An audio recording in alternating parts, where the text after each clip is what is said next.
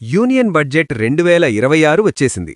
Built domestic manufacturing capacity పెంచడానికి ఈ బడ్జెట్లో ఫైనాన్షియల్ ఇయర్ 2026-2027 కోసం ప్రభుత్వం ఏ రంగానికి ఎంత కేటాయించిందో ఈ షాట్లో చూద్దాం.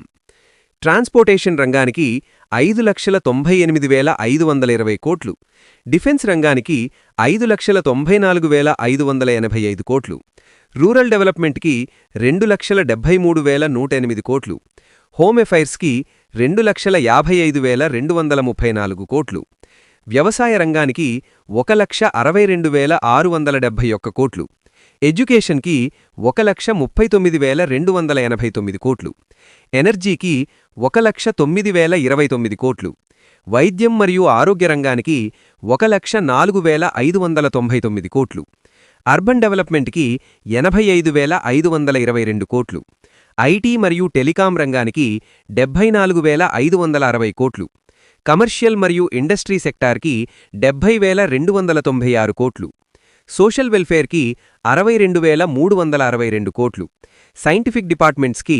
55,756 కోట్లు, ట్యాక్స్ అడ్మినిస్ట్రేషన్కి 45,500 కోట్లు, ఎక్స్టర్నల్ అఫైర్స్కి 22,119 కోట్లు, ఫైనాన్స్కి 20,649 కోట్లు, చివరిగా డెవలప్మెంట్ ఆఫ్ నార్త్ ఈస్ట్కి 6,812 కోట్లు.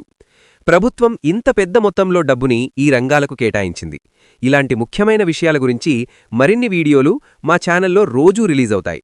సో ఖచ్చితంగా మా ఛానల్ని సబ్స్క్రైబ్ చేసుకోండి, లైక్ చేయండి, షేర్ చేయండి, కమెంట్లో మీ అభిప్రాయం చెప్పండి.